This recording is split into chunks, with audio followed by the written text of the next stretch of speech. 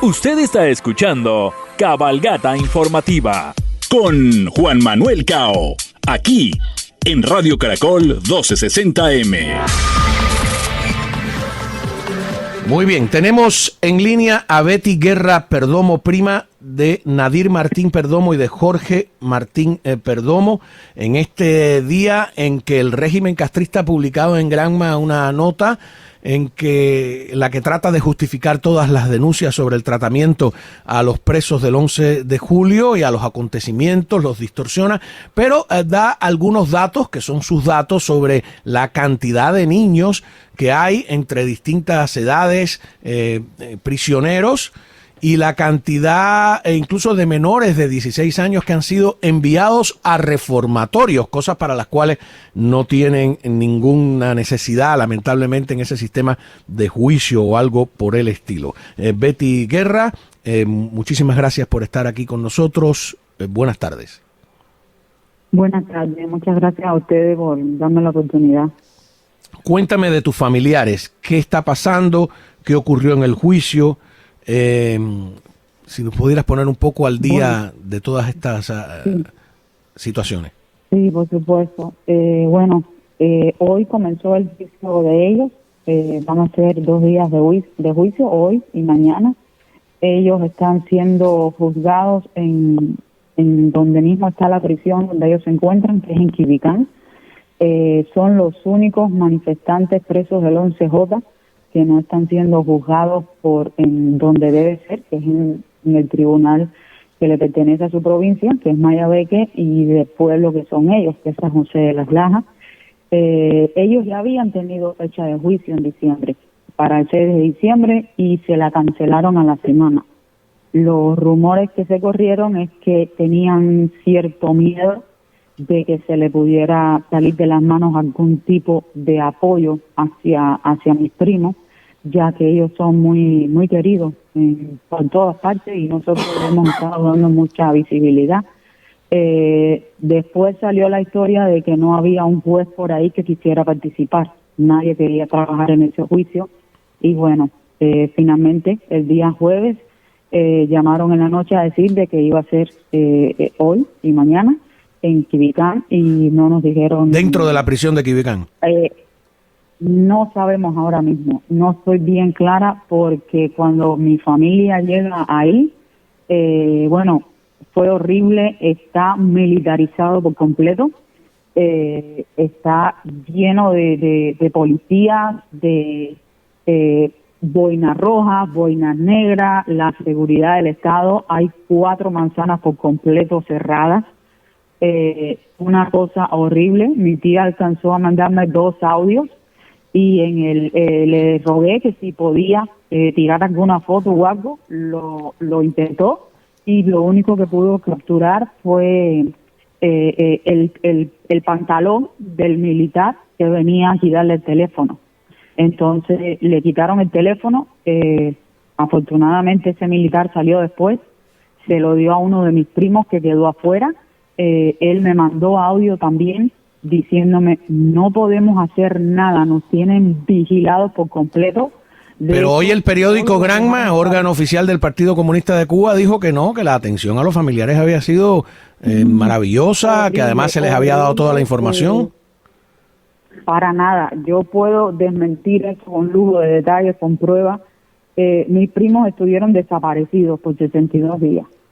Y yo sé ¿cuántos que esa días? palabra al gobierno no le gusta. 62 días sin saber oficialmente dónde estaban, cómo estaban y por qué razón estaban donde estuvieran, porque a ellos los fueron citar 3 policías y le entregaron una citación, la cual mi tía...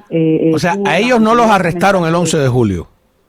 No, a ellos no los arrestan. Cuando ellos llegan el 11 de julio a la casa, ya sí tenían la seguridad del Estado afuera de la casa, ¿no? Obviamente vigilándolos.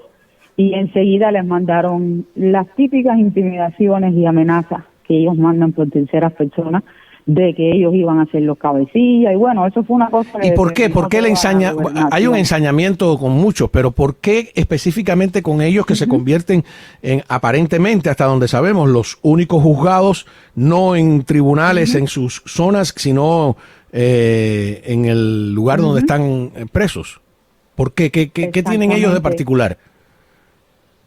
Bueno, le puedo decir, mi primo, nosotros somos la generación del 80, nosotros pasamos por el periodo especial, pasamos por los muñequitos rusos, pasamos por toda esa etapa de formación. Ellos son personas, cubanos comunes y corrientes, los dos son universitarios. Nadir tiene dos carreras, es profesor licenciado en lengua inglesa y licenciado en lengua francesa. Jorge es informático y cibernético. Obviamente los dos hace años que no pueden ejercer porque todos saben que millones de profesionales en Cuba no pueden ejercer sus carreras. O sea, no ¿Nadir es el que es informático o es el... Jorge. Nadir es el que es políglota, ¿no? Francés e inglés. Sí, es el que es flaco, de hecho, el más flaquito con este juego. Y Jorge es el que es cibernético. Correcto, sí, correcto. Y entonces han sido muchachos de pueblo, se llevan bien con todo el mundo los quiere, nacidos y criados en San José, fieles del fútbol, todos los días a las 5 de la tarde, ahí estaban ellos con sus amigos, con sus primos, con los amigos de la iglesia, simplemente... ¿Qué edades tienen? Muchachos que saben argumentar, 38 y 39. Eso cumplieron ellos ya el año pasado. ¿En San José no es donde empezó la filmación?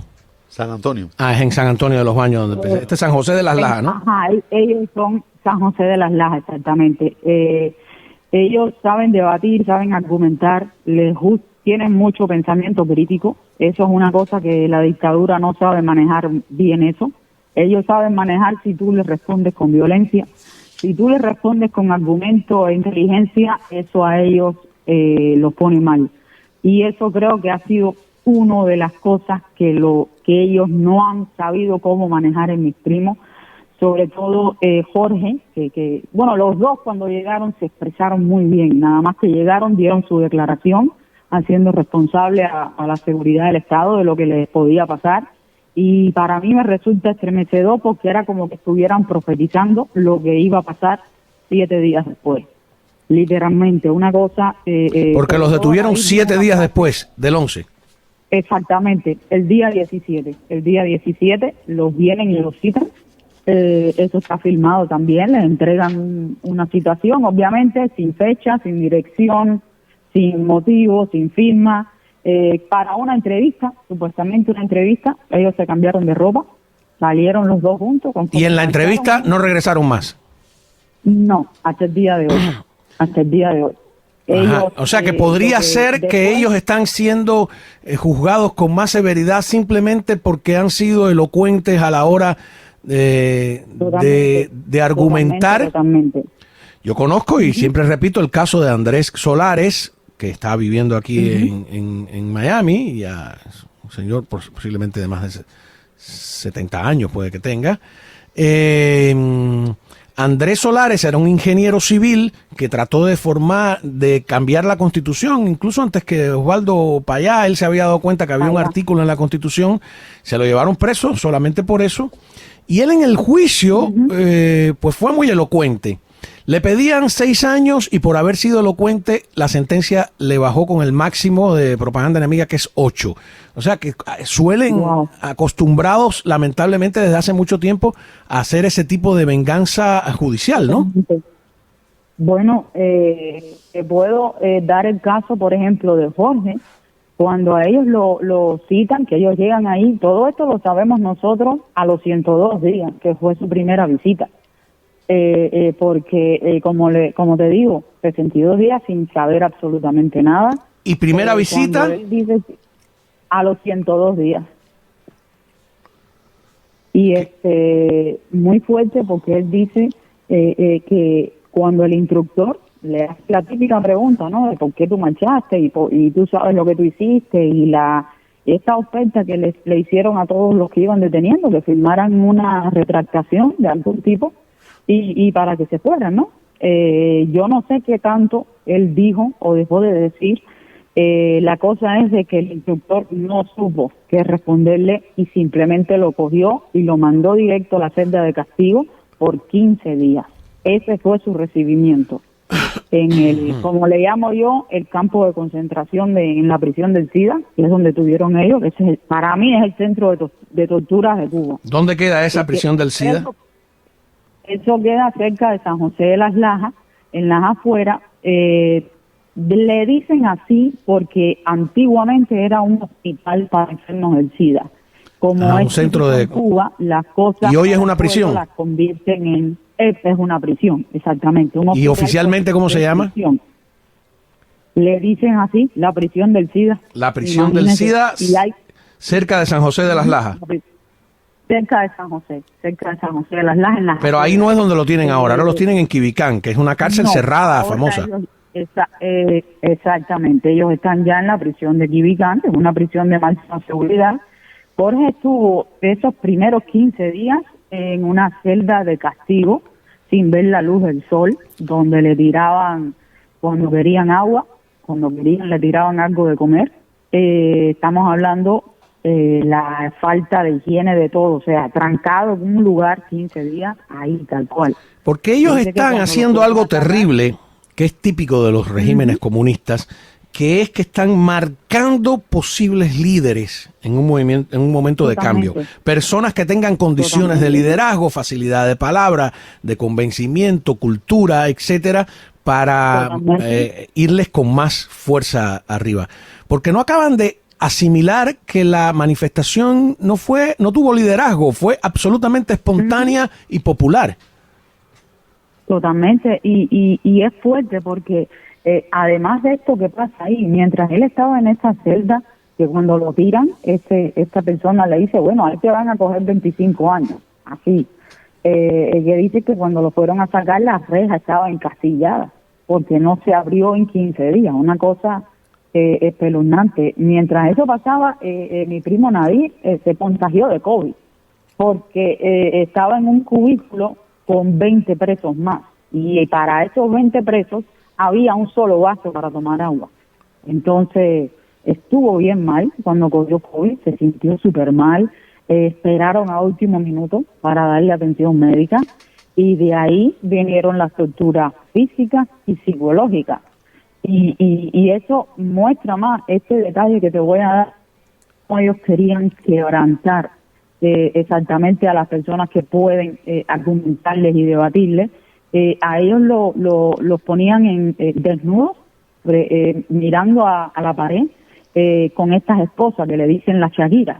Entonces, uno pegado al lado del otro. Mientras empezaban a golpear a Nadir, a Jorge, que estaba ahí a centímetros de él, no lo dejaban mirar, no le permitían mirar y lo agarraban para que no mirara. Y él sí logró decirle a mi tía de que obvio, las lágrimas se le salían y que le gritaban así en su cara, no mire, coño, no mire.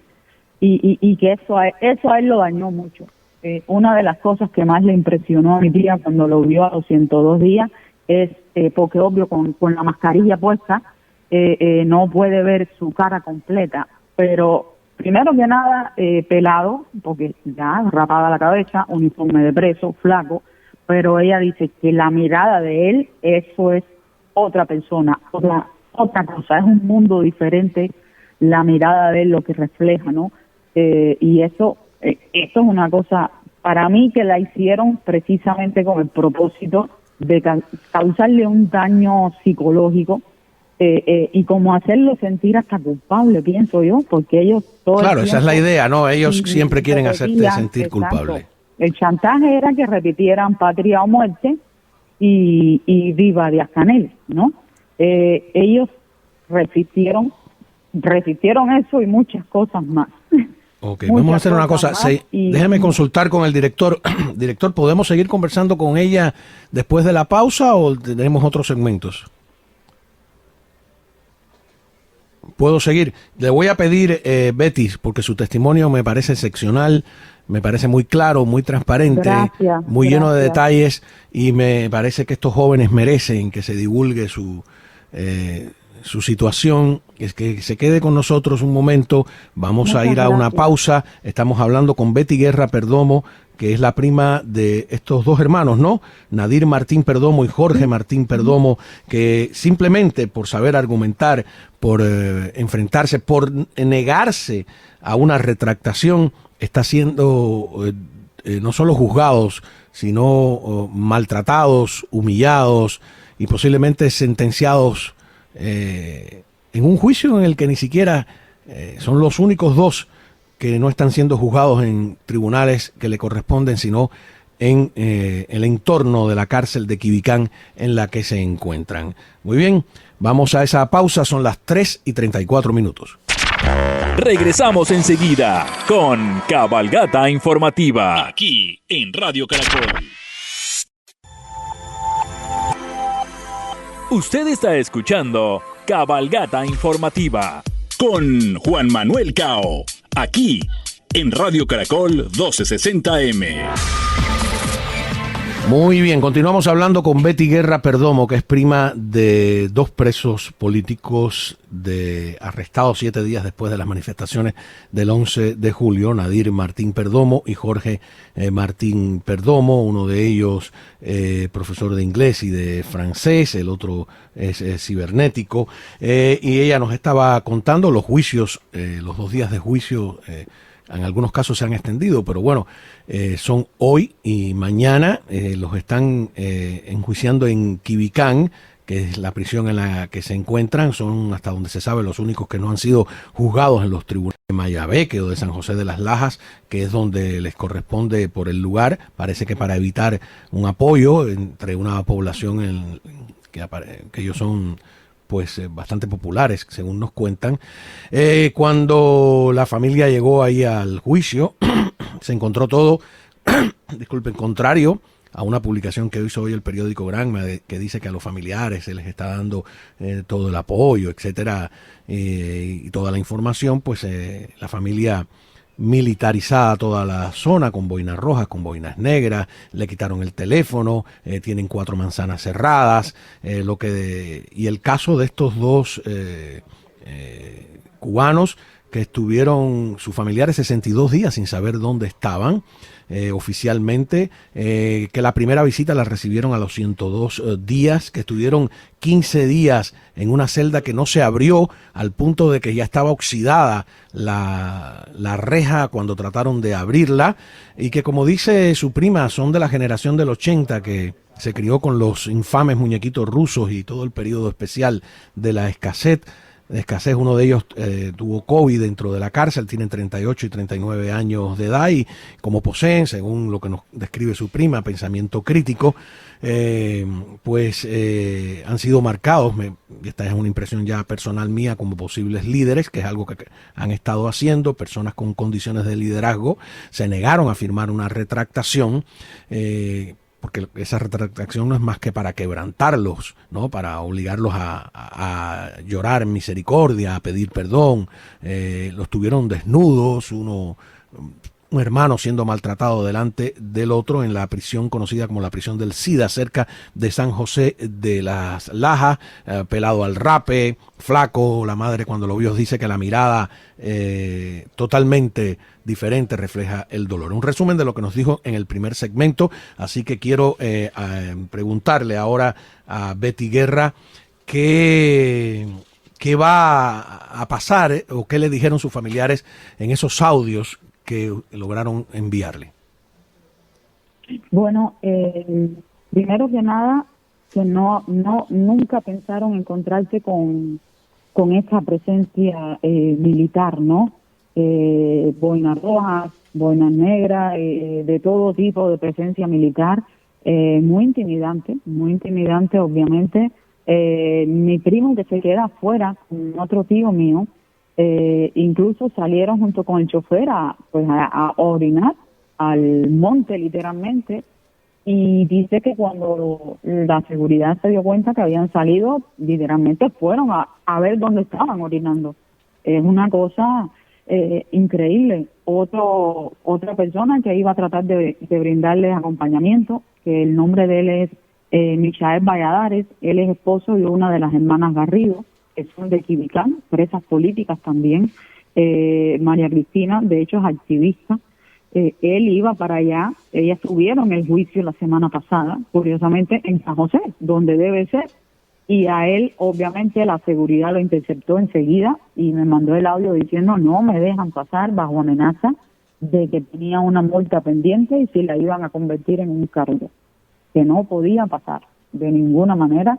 Dice que Quibicán es un pueblo chiquito y mira, dijo, todo el mundo está hablando de qué cosa es lo que pasa, o sea, quién es este juicio, de quién es.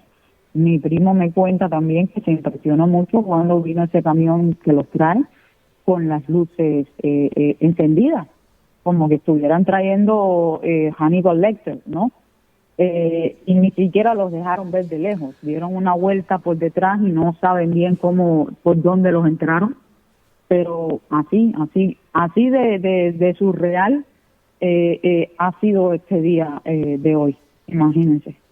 Bueno, les decía que el periódico Granma, que es el órgano oficial del Partido Comunista y que es el periódico que marca la pauta editorial en todo el país, hoy publicó una nota de la Fiscalía General de la República que es toda justificativa del maltrato a los presos, etcétera. Ellos están negando, pero han dado datos oficiales. En Cuba eso siempre es complicado porque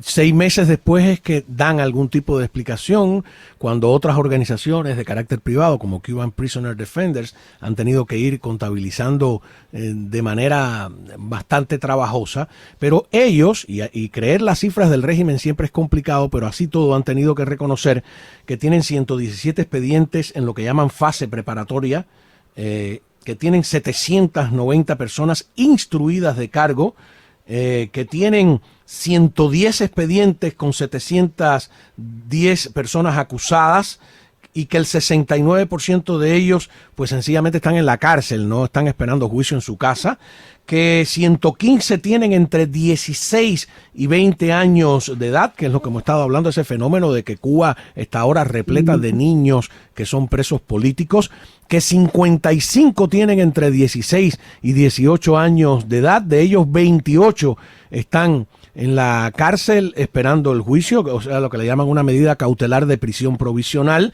y que 60 tienen entre 19 y 20 años de edad, y de estos 41 están en prisión provisional esperando el juicio. Que tú esperes juicio en la casa no significa que van a ser más condescendientes contigo. Conozco el caso de José Antonio Sarraluki, escritor, que su compañero de causa esperó el juicio en la cárcel, y él la esperó fuera y al final a los dos le condenaron a la misma cantidad de años por el delito ese infame también de propaganda enemiga. Y hay otro dato, tengo aquí el artículo del periódico Granma en la mano, sobre...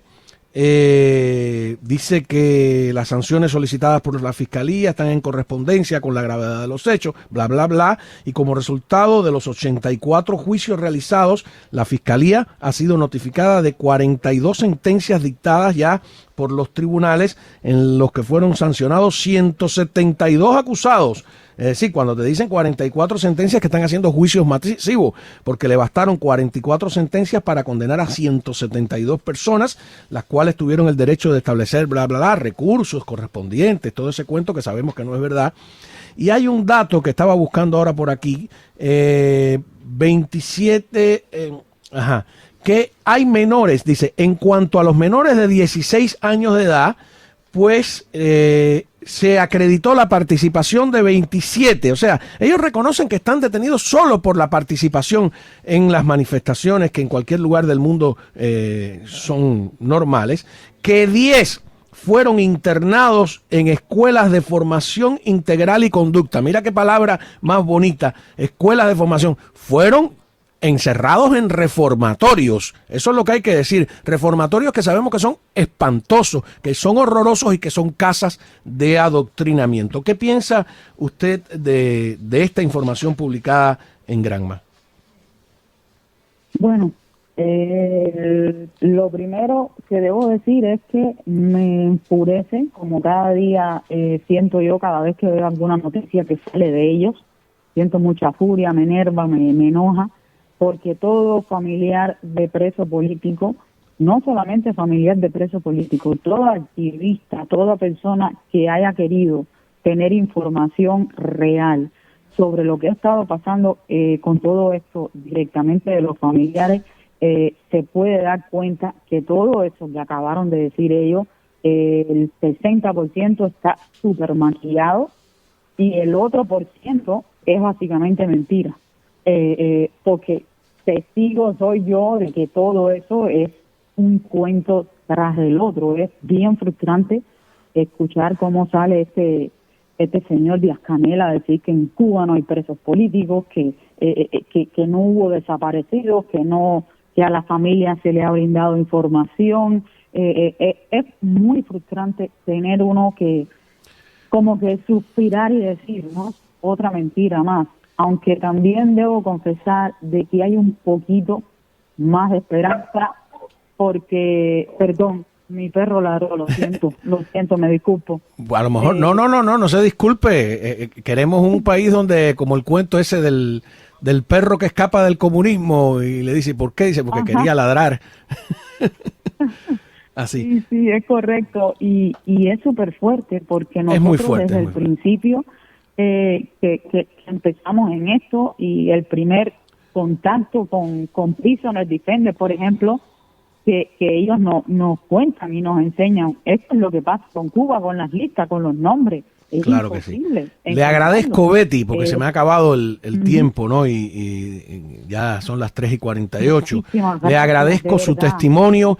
Es un descaro, hay que decir así. Fíjese, esta nota publicada en Cuba de la Fiscalía General, dicen ellos que constituye un deber continuar informando al pueblo y a la opinión pública internacional sobre la respuesta legal. Lo primero que hay que destacar es que solo publican una sola parte de la historia, que la otra parte, los familiares no tienen derecho a ser publicados en Granma, las propias voces no tienen derecho a ser publicadas en Granma. Hay que recordar que cuando Fidel Castro estaba preso por haber asaltado un cuartel con las armas y haber provocado muertes de ambas partes indiscriminadamente, desde la cárcel podía escribir en los periódicos de la época, desde la cárcel podía hacer manifiestos como La Historia me absolverá, desde la cárcel podía emitir todos sus criterios sin ningún tipo o con muy poca censura, vamos a decirle, ¿no? ¿Qué diferencia? No fue una prisión fecunda la de Fidel, fue unas vacaciones al lado de lo que están pasando los presos hoy en día. Muchísimas gracias, ¿no? A Betty Guerra Perdomo. Agradecida. Cómo no, agradecido yo y agradecido todo el que quiere estar informado, y hay que apoyar a Nadir Martín Perdomo y a Jorge Martín Perdomo, pues que son algo más que una cifra, que es lo que quiere el régimen castrista con esto, ¿no? Fíjese que no hay un nombre en esa nota de Granma, ¿no? Convertir en cifras frías y despersonalizadas a estos héroes que han salido a luchar por la libertad de ellos, de todos los cubanos y de todos los que estamos fuera también. Muchísimas gracias, son las 3:50 de la tarde.